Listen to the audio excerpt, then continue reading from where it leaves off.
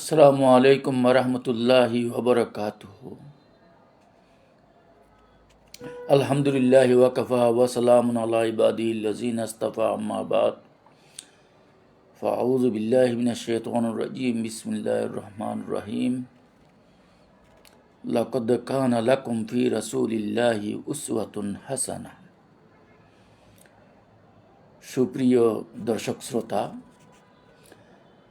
সিরাতুর রাসূল সাল্লাল্লাহু আলাইহি ওয়াসাল্লামের ধারাবাহিক আলোচনার আজ নির্ধারিত আলোচনার বিষয় ঐতিহাসিক মদিনার সনদ। চার্টার অব মদিনা, মদিনা সনদ, যাকে আরবিতে সহিফাতুল মদিনা বা দস্তুরুল মদিনা বলা হয়ে থাকে।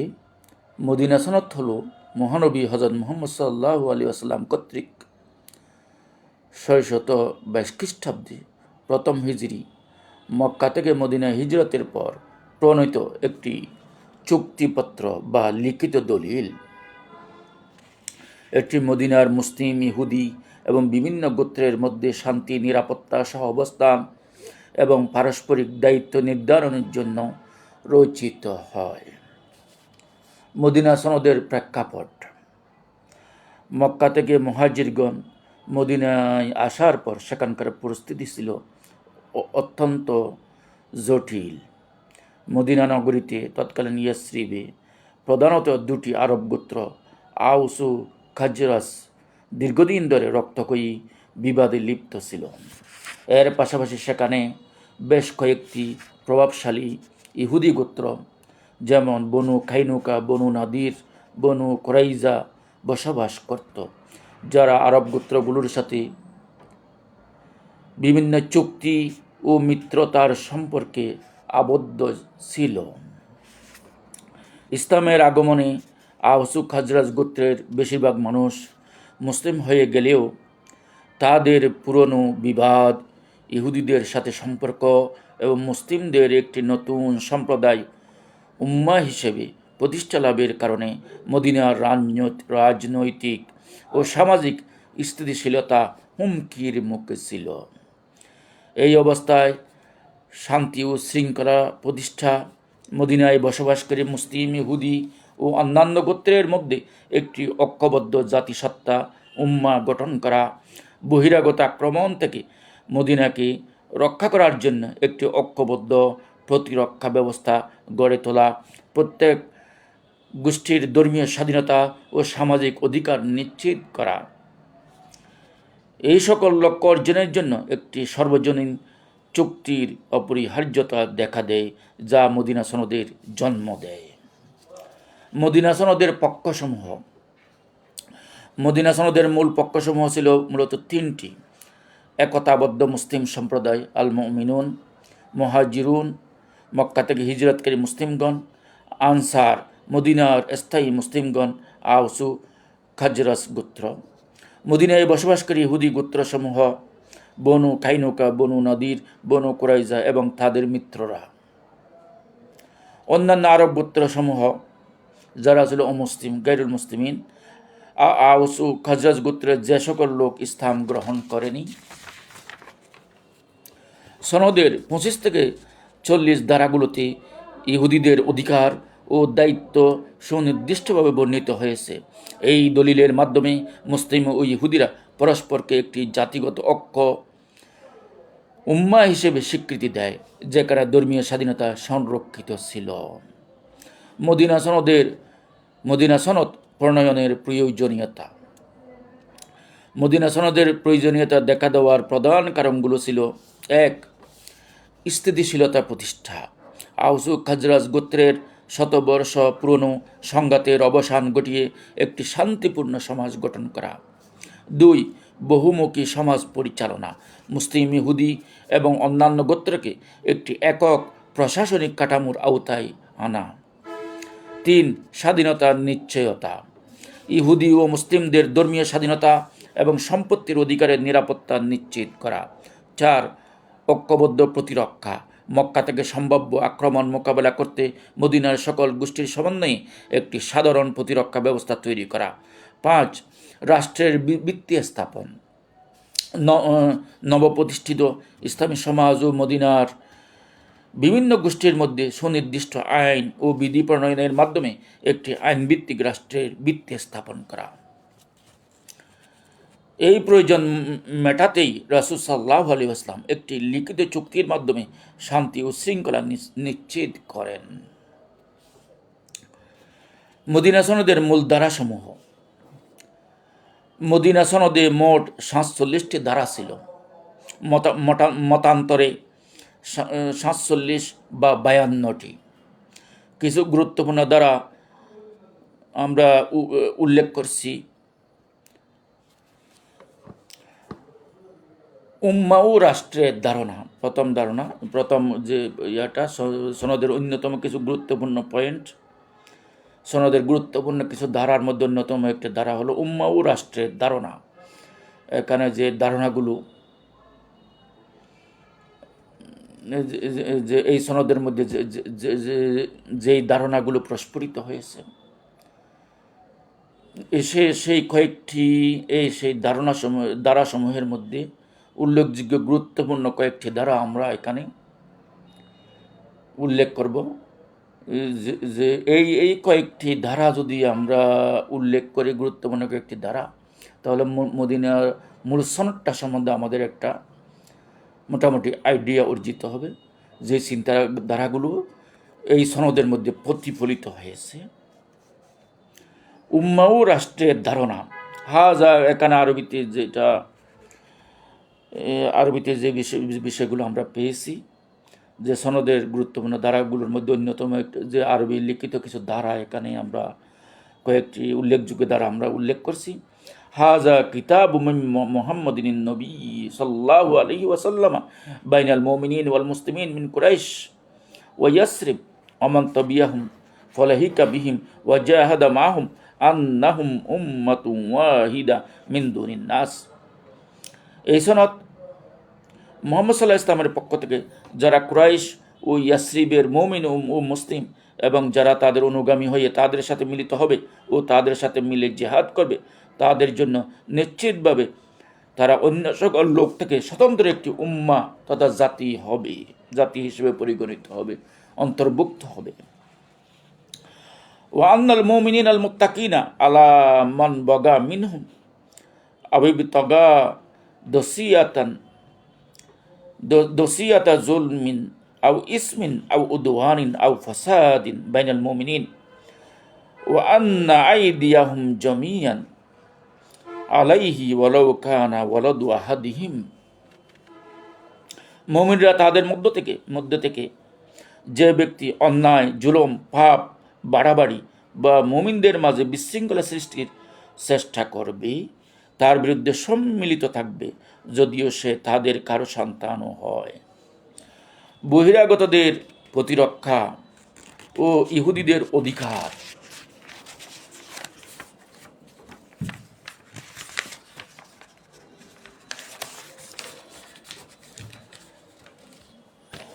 ওয়াইন্না ইয়াহুদা বনি আউফিন উম্মাতুন মাআল মুমিনিন লিল ইয়াহুদি দীনুহুম ওয়ালিল মুসলিমিনা দীনুহুম। এই ধারার মধ্যে ধর্মীয় অধিকার, প্রত্যেকের স্বাধীনভাবে তাদের ধর্মকর্ম পালন করতে পারবে। সনদের এই ধারায় এটা স্পষ্ট উল্লেখিত হয়েছে, ধর্মীয় স্বাধীনতার কথা। বনু আফের ইহুদিগণ মুমিনদের সাথে একটি উম্মার অংশ। ইহুদিদের জন্য তাহাদের ধর্ম আর মুসলিমদের জন্য তাহাদের ধর্ম, এটি ধর্মীয় স্বাধীনতার সুস্পষ্ট ঘোষণা। তাহলে ধর্মীয় স্বাধীনতা এখানে বলবৎ থাকবে। ইহুদিরা স্বাধীনভাবে তাদের ইহুদিদের ধর্ম পালন করবে, মুসলমানরা মুসলমানের ধর্ম পালন করবে, খ্রিস্টানরা খ্রিস্টানদের ধর্ম পালন করবে। যে পৌত্তলিকদের তারা যদি ইসলাম ধর্ম গ্রহণ না করে, তারা তাদের যে পূজা অর্চনা, পৌত্তলিকতার যে চর্চা, এগুলো স্বাধীনভাবে করতে পারবে। তাহলে এখানে ধর্মীয় স্বাধীনতা স্পষ্টভাবে ঘোষিত হয়েছে।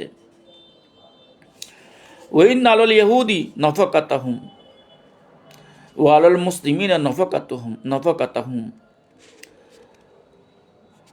ওয়া আন্না বাইনাহুমুন নাসরা আলা মান হারাবা আহলা হাযিহিস সহিফা। ইহুদিদের জন্য তাদের খরচ এবং মুসলিমদের জন্য তাদের খরচ, এবং এই সনদের পক্ষসমূহকে যে আক্রমণ করবে তাদের বিরুদ্ধে তারা একে অপরকে সাহায্য করবে। এটা হলো যৌথ প্রতিরক্ষা ব্যবস্থার ঘোষণা।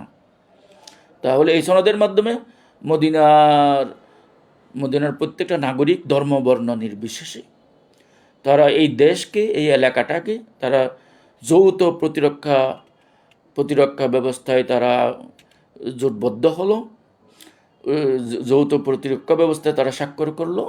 এই চুক্তিতে যৌথ প্রতিরক্ষা ব্যবস্থার কথা বলা হয়েছে। ধর্মবর্ণ নির্বিশেষে যে কেউ বাহিরের লোক মদিনার উপর আক্রমণ করবে, মুসলিম, ইহুদি, পৌত্তলিক, ধর্মবর্ণ নির্বিশেষে সবাই একসাথে কাঁধে কাঁধ মিলিয়ে এই মদিনাকে তারা বহিঃশত্রুর আক্রমণ থেকে রক্ষা করবে।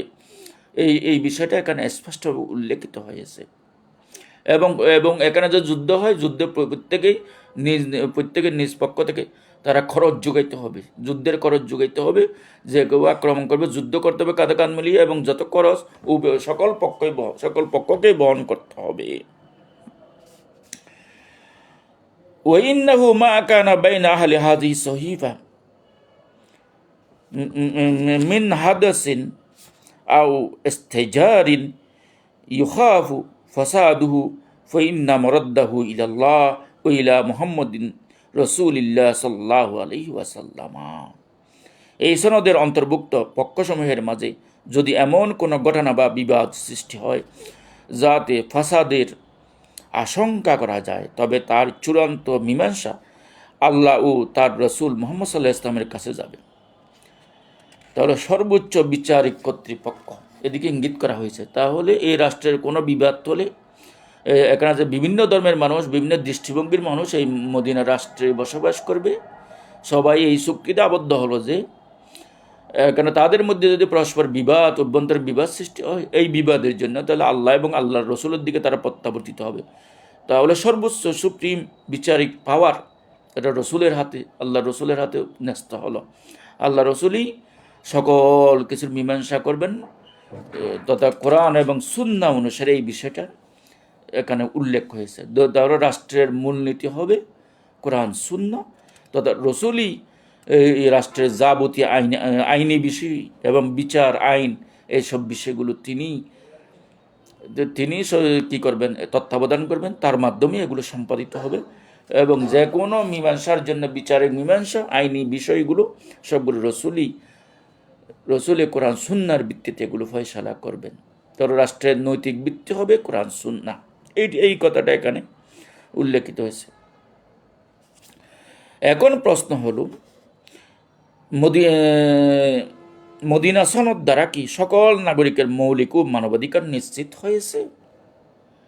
হ্যাঁ, বলা যায় মদিনা সনদের মাধ্যমেই সেই সময়ের প্রেক্ষাপটে মদিনার সকল নাগরিকের মৌলিক অধিকার ও মানবাধিকারের মূল ভিত্তি নিশ্চিত হয়েছিল। মদিনা সনদ ছিল একটি উদার ও বহুত্ববাদী দলিল। এটি নিশ্চিত করেছিল মানুষের ধর্মীয় স্বাধীনতা, ফ্রিডম অব রিলিজিয়ন। ইহুদিদের তাদের ধর্ম পালনের পূর্ণ স্বাধীনতা দেওয়া হয়। লিল ইয়াহুদি দীনুহুম ওলিল মুসলিমিনা দীনুহুম। তাহলে ইহুদিরা তাদের ধর্ম পালন করবে, মুসলমানরা তাদের ধর্ম পালন করবে স্বাধীনভাবে। কেউ কারো ধর্ম পালনে বাধা দিতে পারবে না। তাহলে এখানে ধর্মীয় স্বাধীনতা নিশ্চিত করা হয়েছে। যে মৌলিক অধিকার, ফান্ডামেন্টাল রাইটস, অন্যতম ধর্ম পালনের স্বাধীনতা, এটা এখানে নিশ্চিত করা হয়েছে। সম্পত্তির নিরাপত্তা, সিকিউরিটি অফ প্রপার্টি, সকল নাগরিকের জান ও মালের নিরাপত্তা নিশ্চিত করা হয় এই সনদে, এই মদিনার সনদে। আইনের চোখে সমতা, ইকুয়ালিটি বিফোর ল। বলা হয় যারা মুমিন তারা অন্যায়কারীদের বিরুদ্ধে সম্মিলিত থাকবে। ধারা নম্বর 4, যা বিচারের ক্ষেত্রে পক্ষপাতহীনতার নিশ্চয়তা দেয়। এখানে কোনো পক্ষপাতহীনভাবে যারা অপরাধী তারা শাস্তি ভোগ করবে, যে ধর্মেরই হোক। রাষ্ট্রের আইন বিষয়টা রসুল দেখবেন, এবং যারাই অন্যায় করবে তাকে নিজ অন্যায় সাজা ভোগ করতে হবে। এটা হলো আইনের চোখে সমতা, ইকুয়ালিটি অফ ল। আইনের দৃষ্টিতে সবাই সমান। রাজনৈতিক অংশগ্রহণ, পলিটিক্যাল পার্টিসিপেশন। ইহুদিদেরকে মুসলিমদের সাথে একটি উম্মার অংশ হিসেবে গণ্য করে রাষ্ট্রের প্রতিরক্ষায় অংশগ্রহণ বাধ্যতামূলক করা হয়। তাহলে আমরা ধর্মবর্ণ নির্বিশেষে সবাই এক জাতি, এক রাষ্ট্র, এক জাতি রাষ্ট্রের মানুষ, আমরা সবাই মিলে একটি উম্মা। সেই ইহুদি হোক, মুসলিম হোক বা অন্য ধর্মের, অন্য দৃষ্টিভঙ্গির হোক, সবাই আমরা মদিনা রাষ্ট্রের নাগরিক হিসেবে আমরা এখানে যে কোনো সামাজিক, রাজনৈতিক সকল কর্মকাণ্ডে আমাদের সমান অংশগ্রহণ, সমান পার্টিসিপেশন থাকবে। সবাই সামাজিক, রাজনৈতিক কোনো রাষ্ট্রীয় সমস্যার সমাধানের বিষয়ে, ধর্ম বর্ণনের বিষয়ে সবার সমান অংশগ্রহণের অধিকার থাকবে। শান্তির অধিকার, রাইট অফ পিচ। মদিনাকে সকল পক্ষ দ্বারা একটি পবিত্র ও নিরাপদ স্থান হিসেবে ঘোষণা করা হয়। অধিকার ও দায়িত্বের এই সুস্পষ্ট বিভাজনের কারণে মদিনা সনদকে একটি মানবাধিকার সনদ হিসেবেও গণ্য করা যায়। মদিনা সনদ কি সত্যি পৃথিবীর প্রথম লিখিত সংবিধান? পি.কে. হিট্টি যেমন বলেছিলেন, the charter of Medina, first written constitution of the world. তাহলে পি.কে. হিট্টি, তিনি একজন ওরিয়েন্টালিস্ট ছিলেন, মুসলিম ছিলেন, কিন্তু তিনি একজন ইতিহাসবিদ। তিনি বলেছেন আসলে কি এর আগে কোনো লিখিত সংবিধান বা লিখিত চুক্তিপত্র, লিখিত চার্টার, লিখিত সনদ পৃথিবীতে কি আসলেই ছিল না? এটাই হলো প্রশ্ন। আসলে first written constitution of the world কি না মদিনা সনদ? যে পি.কে. হিট্টির যে উক্তি, আসলে মদিনা সনদ কি সত্যি পৃথিবীর প্রথম লিখিত সংবিধান? তাহলে এটা পর্যালোচনার দাবি রাখে। ঐতিহাসিকভাবে মদিনা সনদকে পৃথিবীর প্রথম লিখিত সংবিধান, রিটেন কনস্টিটিউশন বলা হয় না, বরং এটিকে প্রথম একটি সমন্বিত ও বহু সম্প্রদায় ভিত্তিক লিখিত চুক্তিপত্র বা রাষ্ট্র পরিচালনার দলিল বলা হয়। সংবিধানের সংজ্ঞা। আধুনিক অর্থে সংবিধান হলো রাষ্ট্রের মৌলিক আইন, যা সরকার পরিচালনার মূলনীতি, ক্ষমতা বিভাজন এবং নাগরিকের অধিকার নির্ধারণ করে। সনদের প্রকৃতি। মদিনা সনদ আধুনিক সংবিধানের মতো পূর্ণাঙ্গ সংবিধান ছিল না। এটি ছিল প্রধানত একটি চুক্তিপত্র, চার্টার বা লিখিত সমঝোতা, যা মদিনার বিভিন্ন গোষ্ঠীর মধ্যে সম্পর্ক, সামরিক প্রতিরক্ষা ও বিচারিক মীমাংসার পদ্ধতি নির্ধারণ করেছিল। তবে এর গুরুত্ব অনস্বীকার্য। পৃথিবীর প্রথম লিখিত চুক্তি মদিনা সনদ হল পৃথিবীর প্রথম লিখিত চুক্তি। মদিনা সনদ হল পৃথিবীর প্রথম লিখিত রাষ্ট্রীয় দলিল, যা একটি বহুজাতি সত্তাভিত্তিক সমাজকে একটি ঐক্যবদ্ধ প্রশাসনিক কাঠামোর অধীনে এনেছিল। সনদের গুরুত্ব। এটি প্রথম কোনো লিখিত দলিল যা রাষ্ট্রপ্রধানের ক্ষমতা, নাগরিকের অধিকার, ধর্মীয় সহনশীলতা এবং যৌথ প্রতিরক্ষা সম্পর্কে সুনির্দিষ্ট ধারণা প্রদান করেছিল, ধারণা দিয়েছিল। এর আগে কি পৃথিবীতে কোনো সনদ বা সংবিধান রচিত হয়নি? হ্যাঁ, মদিনা সনদের আগেও পৃথিবীতে বহু গুরুত্বপূর্ণ লিখিত আইন ও শাসনতন্ত্র রচিত হয়েছে। হাম্মুরাবির আইন সংহিতা, কোড অফ হাম্মুরাবি। হাম্মুরাবির আইন সংহিতা, কোড অফ হাম্মুরাবি, এটি প্রাচীনতম লিখিত আইন সংকলনগুলোর মধ্যে অন্যতম, যা খ্রিস্টপূর্ব 1754 অব্দে মেসোপটেমিয়ার বেবিলনের রাজা হাম্মুরাবি দ্বারা প্রণীত হয়। এরপরে আছে সোলোনের সংবিধান, কনস্টিটিউশন অফ সোলোন। খ্রিস্টপূর্ব 6ষ্ঠ শতাব্দীতে গ্রিসের এথেন্সে সোলোন কিছু মৌলিক আইন প্রণয়ন করেন, যা গণতন্ত্রের ভিত্তি স্থাপন করে। এরপরে রোমান আইন, রোমান ল, খ্রিস্টপূর্ব 750 অব্দে 12 টেবলস, 12 টেবিলের আইন রচিত হয়, যা রোমান আইনের ভিত্তি।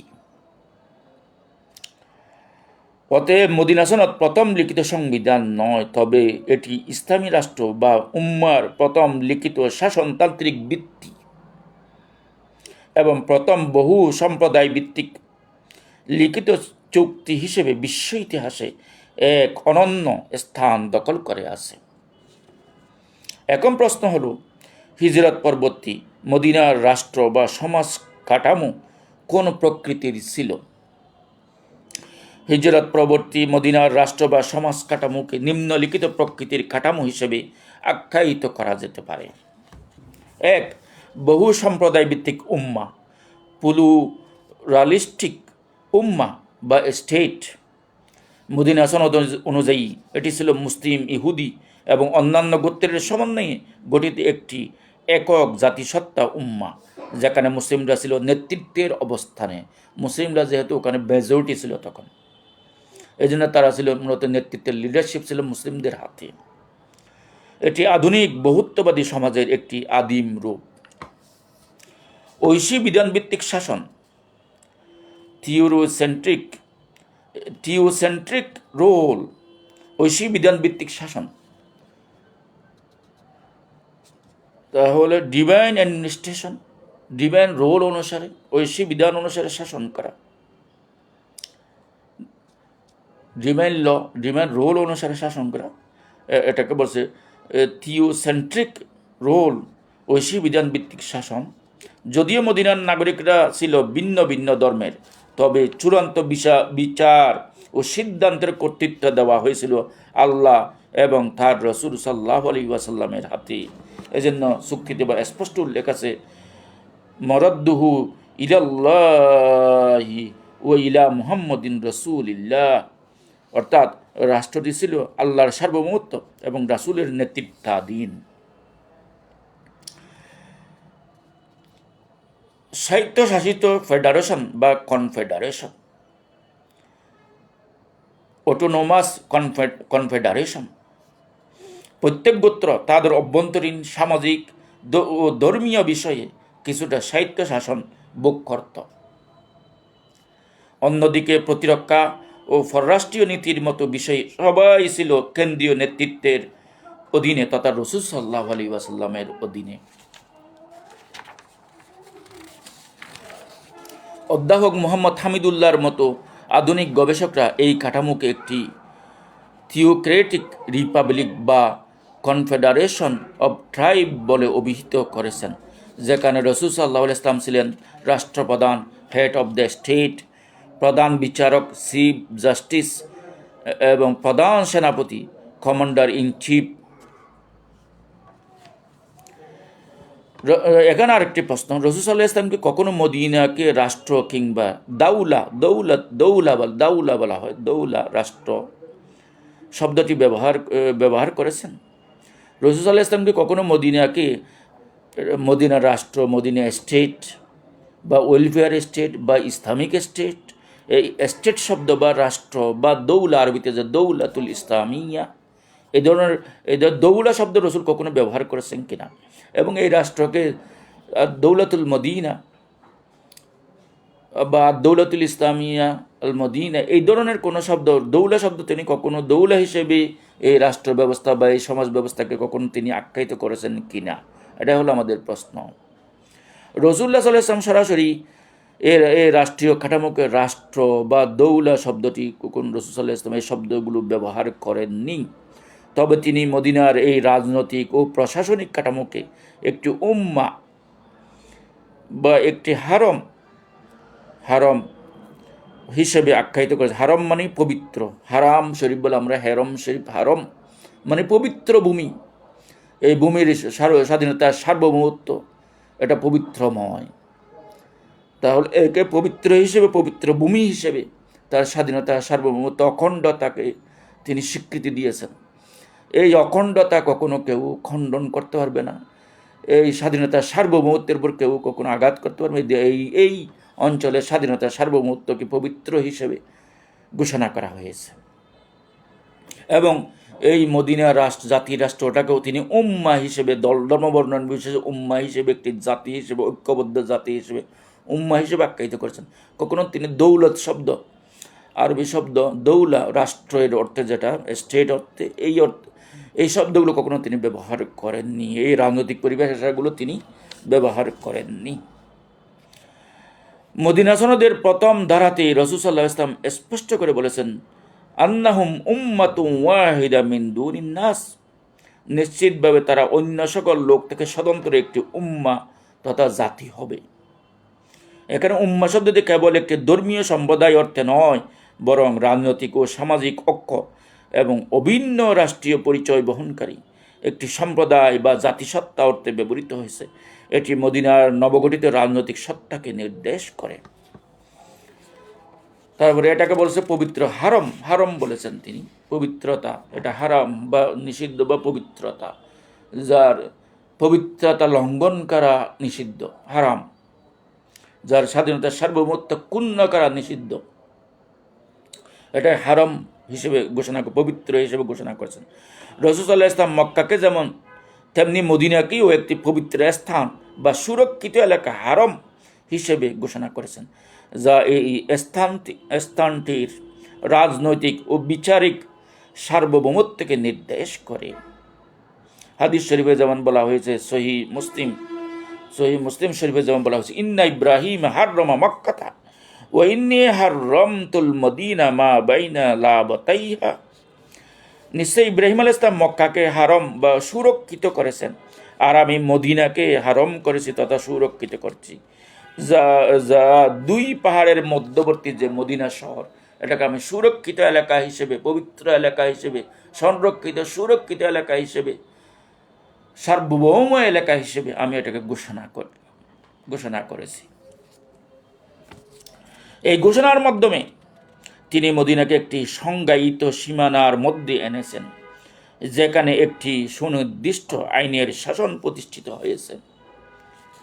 আধুনিক রাষ্ট্রে যেমন একটি সংজ্ঞায়িত ভূখণ্ড পরিহার্য, তেমনি হারম ঘোষণা মদিনার একটি নির্দিষ্ট সার্বভৌম ভূখণ্ড বা রাষ্ট্রীয় সীমানা চিহ্নিত করেন।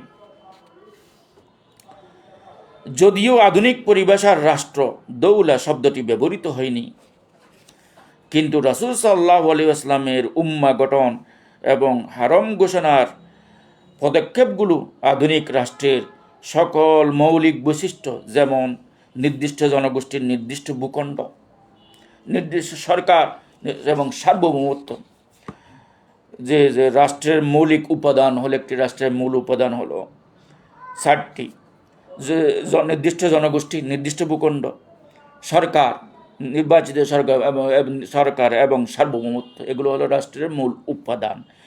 এখানে এই উপাদানগুলো এই রাষ্ট্রের মধ্যে বিদ্যমান ছিল। তাই মদিনা রাষ্ট্র বা কল্যাণ রাষ্ট্র, এই মদিনার রাষ্ট্রীয় কাঠামো, মদিনার সামাজিক কাঠামো, এটা মূলত সার্বভৌম এবং একটা বহুজাতিক রাষ্ট্র, এবং এই রাষ্ট্রের সকল মানুষ ধর্মবর্ণ নির্বিশেষে একই জাতি হিসেবে ঘোষণা দেওয়া হয়েছে, এবং এই রাষ্ট্রের স্বাধীনতা সার্বভৌমত্ব অখণ্ডতাকে পবিত্র হিসেবে ঘোষণা করা হয়েছে, এবং এখানে সকলের ধর্মীয় মৌলিক অধিকার নিশ্চিত করা হয়েছে। তাহলে আধুনিক রাষ্ট্রের যে মৌলিক উপাদানগুলো এই রাষ্ট্রের মধ্যে আমরা বিদ্যমান দেখতে পাই। তাহলে এই মদিনা সনদ মুসলমান আরবদের যেখানে সেন্ট্রাল গভর্নমেন্ট, রাষ্ট্র ব্যবস্থা, সমাজ সেন্ট্রাল এবং একটা বহুজাতিক সমাজ ব্যবস্থা, বহুজাতিক রাষ্ট্র ব্যবস্থা সম্বন্ধে কোনো ধারণাই ছিল না। রাসূল সাল্লাল্লাহু আলাইহি ওয়াসাল্লাম মক্কা থেকে মদিনায় হিজরত করে আসার পরে এই মদিনাকে কেন্দ্র করে বর্তমান যে আধুনিক রাষ্ট্রবিজ্ঞানীরা যে রাষ্ট্র কাঠামো গড়ে তোলে, যে মৌলিক উপাদানগুলোর ভিত্তিতে, রাসূল সাল্লাল্লাহু আলাইহি ওয়াসাল্লাম সেই একই দ্বারা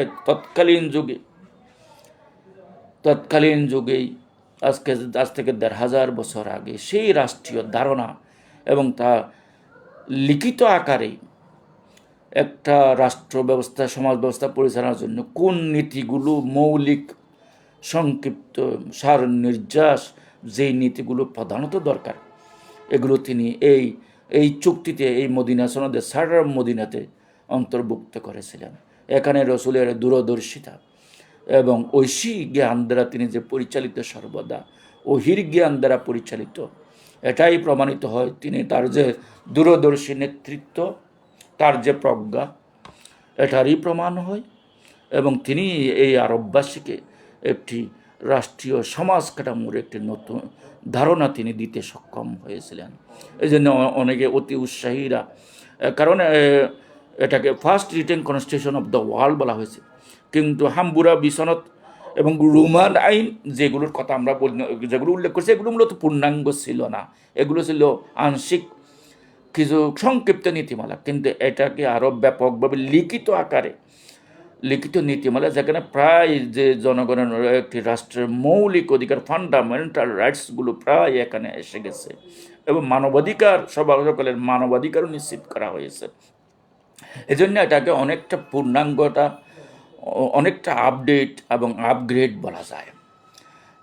যাই হোক, আজকে আমি আর আলোচনা দীর্ঘায়িত করতে চাই না। সবাইকে ধন্যবাদ জানিয়ে আজকের আলোচনা এখানেই সমাপ্তি ঘোষণা করছি। ওমা তৌফিক ইল্লা বিল্লাহ। আসসালামু আলাইকুম ওয়া রাহমাতুল্লাহি ওয়া বারাকাতুহু।